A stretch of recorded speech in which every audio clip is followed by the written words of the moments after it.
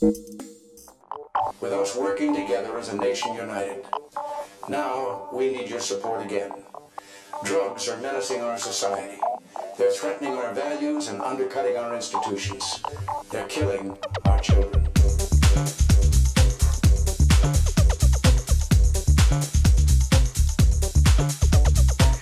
Aujourd'hui, petite vidéo sur qu'est-ce qui fait le succès d'un track, qu'est-ce qui fait le bon son d'une sortie et l'homogénéité d'une sortie, d'accord. Donc il y a 3-4 mois, j'ai eu la chance de masteriser une sortie de Ceci. Ceci, c'est un artiste australien. Il nous a envoyé ça pour un label pour lequel je travaille, pour qui je consulte, pour qui je masterise, qui s'appelle Magie Noire. Magie Noire, c'est aussi une grosse top dans le sud, un gros promoteur et aussi un label de musique pour lequel je m'occupe, d'accord. D'ailleurs, salut Lucas, je te fais des bisous ma poule. Et donc voilà, donc on a eu cette sortie, j'ai masterisé et ça a été un carton, d'accord. Donc en musique underground, on fait pas que des trucs obscurs qu'on vend à 100 copies, on fait aussi des trucs qui fonctionnent bien et qui cartonnent et qui sont écoutés par beaucoup de gens, d'accord. Je reçois encore des vidéos de potes qui le jouent, j'ai vu une ouverture de club à Ibiza où ça cassait tout avec ce track.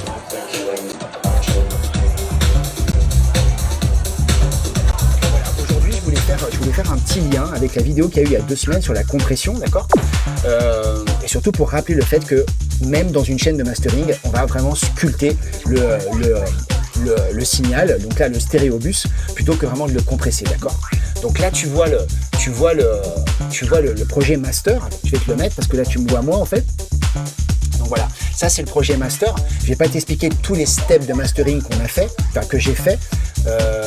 Que j'ai fait aussi avec le client parce que le client me demandait des choses, donc j'ai vraiment ajusté. Mais ça, je t'expliquerai, je ferai une vidéo assez complète là-dessus.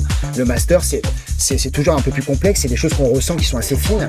Mais concrètement, c'est comment aller dans l'intention de l'artiste, comment revisiter ce qu'a fait l'artiste en essayant de redonner un peu de beauté, du volume. Et comme je le disais au début de cette vidéo, essayez vraiment que ça translate de la même manière partout, quoi, sur ton smartphone, comment moi je l'ai écouté, et en club, et que tout le monde ait une super expérience, d'accord. Je vais arrêter la musique 2 secondes. Hop, voilà.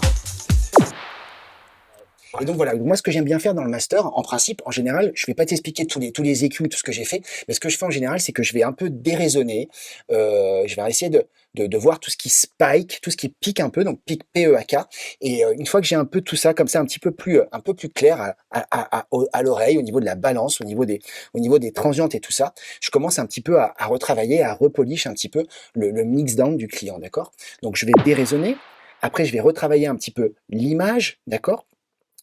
Si tout évolue bien dans ces 3 dimensions, d'accord, tout ce qui va être un peu mid, tout ce qui va être un peu left-right, tout ce qui va être un petit peu side, tout ce qui va être un petit peu autour du left, autour du right, et essayer comme ça de redonner quelque chose en exagérant ou peut-être des fois même en quittant, d'accord.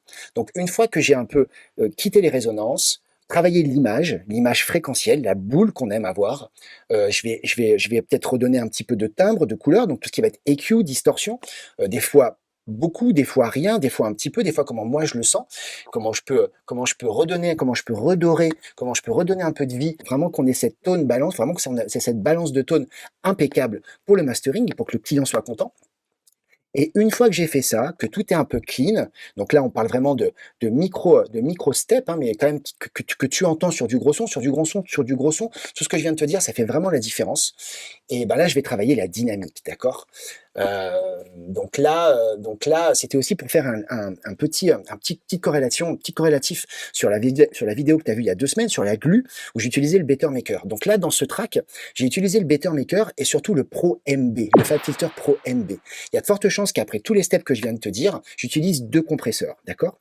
Un compresseur multiband, donc vraiment le MB, qui est vraiment un compresseur incroyable, et je vais te montrer pourquoi, et après un peu de glue sur tout ce que moi j'aurais travaillé avant, au préalable, sur tout ce que j'aurais polish, sur tous les aspects où j'aurais donné un peu de couleur, sur tous les aspects où j'aurais un peu ouvert, tous les aspects où j'ai un peu retréci. Donc toute cette petite boule que j'ai retouchée, je vais lui redonner un petit peu de glue. Mais encore une fois, on parle vraiment de sculpture, on parle pas de compression.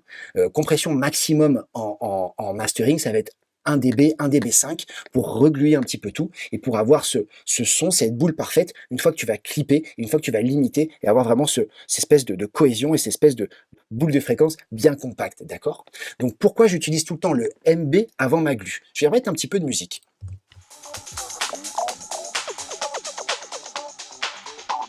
Donc voilà le MB. Le MB, il est génial parce qu'il a des plages de fréquences dynamiques et mobiles, d'accord?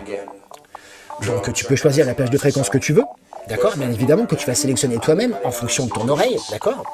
Moi, je fais toujours à peu près 4 plages de fréquences. Je vais faire une loupe.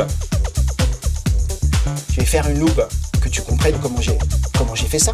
Donc voilà, moi j'aime bien travailler 4 plages de fréquences, 4 tones, 4 tonalités qui vont me permettre de redonner de la vie, d'expandre ou de compresser indépendamment chaque plage de fréquence que je vais travailler, d'accord? Donc là par exemple j'ai une fréquence de sub, d'accord? Là j'ai le sub, donc à 60 Hz, le MB il descend pas plus de 60 Hz, d'accord? Et j'ai mes crossovers, donc mes crossovers c'est ce qui va définir chaque plage de fréquence, c'est ce qui va faire mes walls, d'accord? Par contre le gros truc que tu as en plus, c'est que tu as des slopes. Par crossover, tu as des slopes qui vont de 48 dB à 6 dB. Donc, moi, pour toute la partie un peu basse, j'aime bien travailler avec des slopes de 6 dB, 12 dB pour avoir des espèces de courbes, des pentes des pentes de filtre. C'est ça qu'on appelle faire un slope, c'est la pente du filtre, plus doux, plus naturel, d'accord? Donc, pour ce qui est un peu sub et basse, tu vois, là, j'ai un peu les deux. Je travaille à moins 12 dB. D'ailleurs, je vais le mettre pour que je te le montre. Je l'avais désactivé. Et donc, je vais avoir un slope un peu plus doux, d'accord? Plus naturel. Surtout pour mes basses, où j'en ai besoin, d'accord?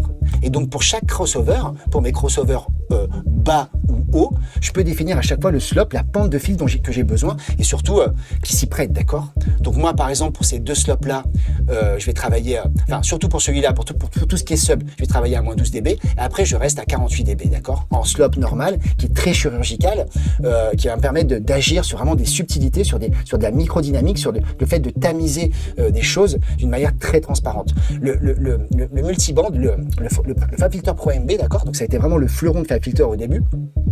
Il a cette faculté d'être super transparent. Même sur de la compression un peu drastique, il inclut aucune distorsion, d'accord? Et surtout, il a cette fonction ici de multiphase ou linéaire phase. Moi, j'aime bien l'utiliser en linéaire phase pour du mastering, pour avoir quelque chose d'encore plus accurate, d'accord? Donc là, par exemple, pour ces deux plages de fréquence-là, ce qui est génial avec le Pro MB, c'est que tu peux donc avoir un mouvement naturel qui va épouser le signal, d'accord? Mais entre chaque plage de fréquence, mais tu peux aussi faire interagir toutes les plages de fréquence entre elles, d'accord? Donc là, par exemple, pour ma plage de fréquence que j'ai sélectionnée ici, donc là où tu as la partie un peu du kick, toute la partie un petit peu qui va attaquer, et ben là, tu vois ce que j'ai compressé, d'accord? Ça bouge en fonction du sub, d'accord? C'est-à-dire que ça a été choisi ici. Quand je me mets en bande, là, il bouge normalement. Mais quand je me mets en free, là, j'ai choisi le sub. C'est-à-dire qu'à chaque fois que le sub retentit, lui, ici, il compresse, d'accord? Donc, ça compresse un petit peu le côté un peu knock du kick. Par contre, ce que j'ai fait, c'est que j'ai exagéré un petit peu le sub. Donc là, si je me mets ici, dans cette partie-là, là tu vois, j'ai expand, c'est-à-dire que j'ai donné un petit peu de patate au sub, d'accord? Parce que quand moi j'ai reçu le track, c'est vrai que le kick était un peu devant et je voulais un peu une impression un peu plus de rondouillard, un peu plus joufflu. Donc j'ai fait un petit peu comme ça, d'accord?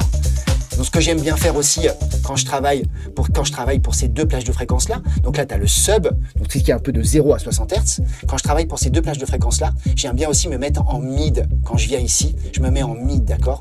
Parce qu'il y a de fortes chances que ici, tout ce qui va travailler ici, de 0 à 300, se retrouve souvent centré dans le mix et la plupart du temps avec des signaux mono, d'accord? Donc je me mets en mid, d'accord? Même si c'est très subtil, même si on n'a pas besoin de le faire, même moi dans mon imagination, quand je suis en train de sculpter mon signal, mon mix, je sais que là je travaille que sur le centre du mix. Même si c'est déjà comme ça, parce que si tu as un bon mixeur, si tu as vu les 60 tutoriaux sur YouTube, tu sais que ici on se retrouve souvent centré et la plupart du temps mono, d'accord? Donc là voilà, là j'ai travaillé comme ça, d'accord? Donc là j'ai mon sub qui est un peu en expansion mais qui bouge normalement avec le mouvement dynamique qui est pas trigué par une autre plage de fréquence. Et par contre, tout le côté un peu carton, je l'ai atténué parce que je trouvais que le kick était un peu trop devant, d'accord? Donc voilà, ça c'est comme ça. Attaque, release, je vais un peu les checker. J'essaye de ne pas être trop speed. J'essaye d'atténuer un petit peu, d'être un petit peu plus lent par rapport aux médiums et aux aigus, où là j'ai des fréquences qui se répètent très rapidement, où là je vais être un peu plus drastique à 48 dB pour avoir tout ce côté un peu sparkling, pétillant, magie, différent de ces deux plages de fréquences là qui peuvent être un petit peu plus conflictuelles, d'accord? Donc là après, comment j'ai travaillé ici sur mes médiums, là tu vois j'ai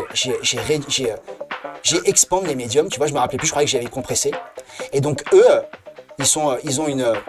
ils prennent un petit dB d'expansion, mais qui agissent en fonction de la plage de fréquence ici, de mon crossover ici, de mes aigus, de mes charlets et tout ça, tu vois. Donc là, si je fais ça, donc là, tu vois, tu n'as que les aigus du morceau, d'accord? Et donc cette partie-là, elle bouge en fonction de mes aigus, d'accord?